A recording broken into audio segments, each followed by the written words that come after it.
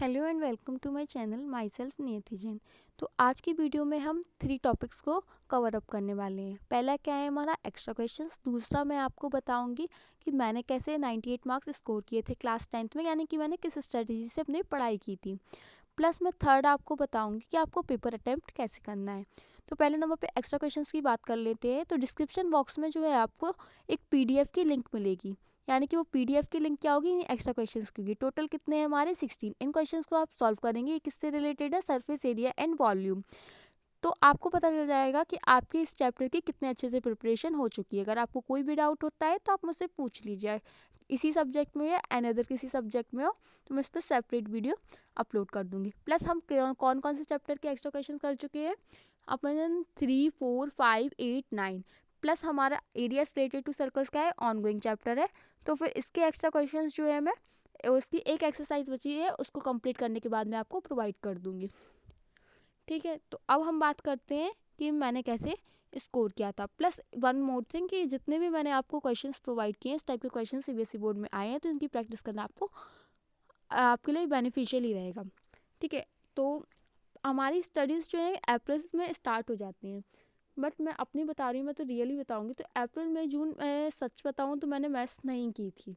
फिर उसके बाद में जुलाई में मैंने स्टार्ट किया एनसीईआरटी प्लस कोई भी रेफरेंस बुक आप कर सकते हैं। मैंने आर डी शर्मा ली थी।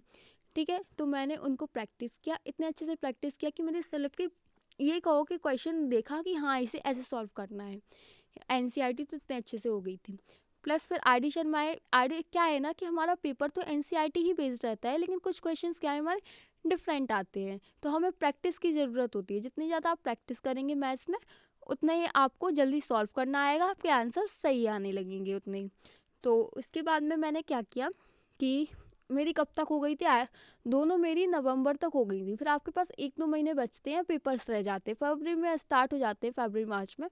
तो फिर उसमें मैंने क्या किया, लास्ट 10 ईयर्स के क्वेश्चन पेपर को सॉल्व किया। यानी कि एक बुक आती है उस पाल की, आप वो भी ले सकते हैं, या फिर सैम्पल पेपर्स तो आते ही हैं, उन्हें भी सॉल्व कर सकते हैं। लेकिन मैंने लास्ट 10 ईयर्स की क्वेश्चन पेपर को सॉल्व किया, तो मुझे आइडिया लग गया था हाँ इस टाइप के क्वेश्चंस आते हैं। और आपको जो है कभी कभी क्या है, कुछ क्वेश्चंस रिपीट भी आते हैं, या फिर क्या है पैटर्न रिपीट होता है। क्वेश्चन रिपीट हो या ना हो, लेकिन पैटर्न तो वही रहेगा ना, तो आप उस पैटर्न पे ध्यान देंगे। तो आप कोई अगर डिफरेंट क्वेश्चंस रहते हैं जो एनसीईआरटी में नहीं रहते लेकिन आते हैं, तो आपको पता चल जाएगा उन पेपर्स को सॉल्व करने से। फिर अब थर्ड हम बात करते हैं मैं पेपर कैसे अटैम्प्ट करना है। तो देखो स्टार्टिंग में आपको 15 to 20 मिनट्स रीडिंग के मिलते हैं, तो आप 10 मिनट्स में रीडिंग कंप्लीट हो जाती है हमारी। 10 मिनट्स हम ऐसे ही आलतू फालतू का दिमाग लगाते हैं। आपको आलतू फालतू का दिमाग ना लगाकर हमारे पहले जो क्वेश्चंस रहते हैं वो ईजी रहते हैं, तो उन्हें क्या है मन में सॉल्व करना स्टार्ट कर दीजिए। इससे क्या होगा, आपका टाइम थोड़ा कम लगेगा। जब आप क्वेश्चन पेपर को मतलब कि आपका टाइम ओवर होगा तो आप डायरेक्ट फर्स्ट क्वेश्चन कर देंगे, हाँ ये करना था, ये हमारा आंसर हो गया।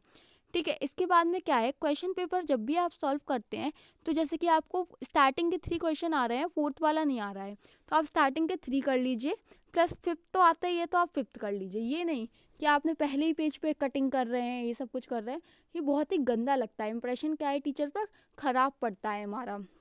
तो अगर आपको जो क्वेश्चन नहीं आता है उसमें थोड़े बहुत मार्क्स मिल रहे होंगे ना, तो वो तो जाएंगे, प्लस नीचे वाले क्वेश्चन के भी मार्क्स जा सकते हैं।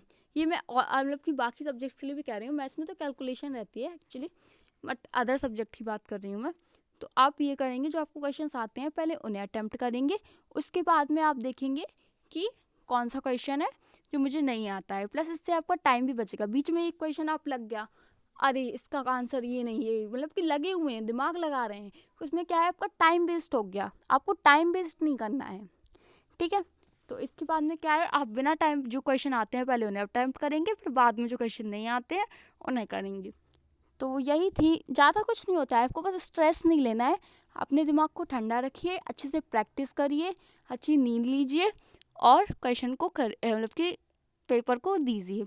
मैंने भी इसी तरीके से स्टडी की था। ऐसा कुछ नहीं है कि आपको ज़्यादा ही स्ट्रेस लेना पड़ेगा, आपका क्लास 10th है तो आप फ्री माइंड से अच्छे से स्टडी करना क्या है हमारे लिए ज़रूरी रहता है। कंसिस्टेंसी रहनी चाहिए कि आज किया कल नहीं किया तो बेकार है।